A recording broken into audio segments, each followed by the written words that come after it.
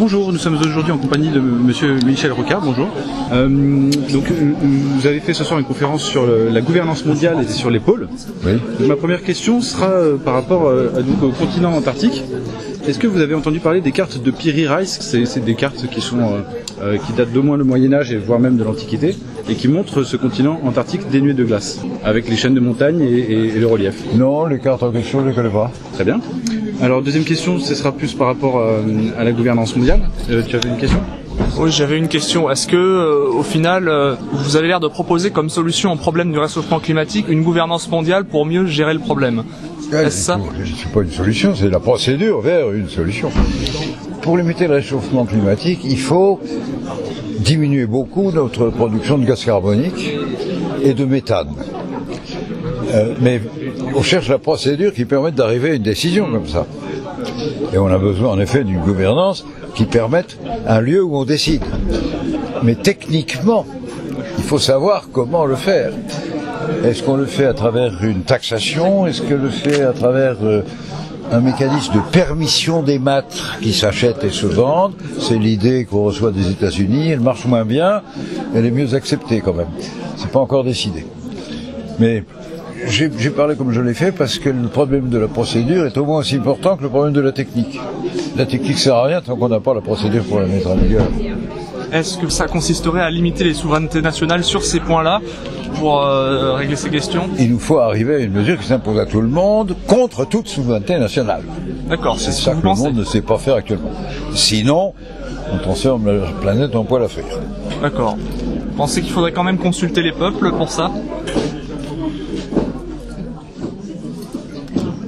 Le référendum mondial, moi j'ai envie de répondre oui, je suis démocrate dans l'âme. Mais il y a encore moins de procédures. Pour le moment, nous ne pouvons imaginer que des procédures qui soient mises en œuvre par accord entre des nations, qui sous certaines conditions acceptent de se soumettre à une décision collective de nations.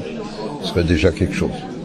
D'accord. Et alors sans parler de gouvernance mondiale, déjà les gouvernances régionales comme l'Union européenne ou même maintenant le traité transatlantique qui entrera en vigueur en 2015 sont assez impopulaires. Alors quelle est la solution pour réconcilier les peuples avec ces projets d'intégration régionale? Il n'y a pas de solution parfaite.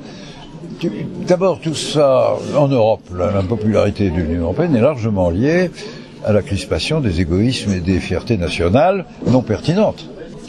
Ça empêche. Personne n'accepte l'idée qu'on soit gouverné communément.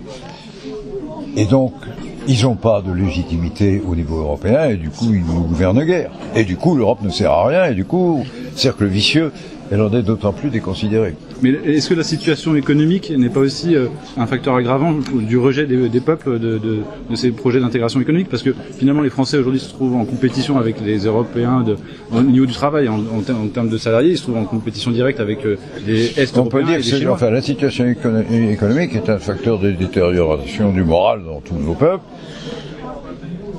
Et ça s'aggrave du fait qu'on n'a pas été capable de rendre l'Europe capable de traiter.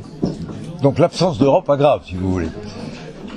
Et alors les gens protestent contre l'absence d'Europe ou contre le peu qu'il y en a. Le peu qu'il y en a d'ailleurs pérennise des règles mauvaises, pérennise des règles qui nous ont mis en crise. Mais l'Europe est presque neutre, elle est mourante en ce moment, elle n'existe guère. Donc ne leur mettons pas trop sur le dos. Je pense au contraire qu'on aurait besoin de reconstruire une Europe beaucoup plus forte et capable de faire de la régulation économique et financière surtout, chez elle. Mais pour le moment, elle ne l'est pas. Très bien. Monsieur Rocard, merci beaucoup pour cette interview. Merci à vous.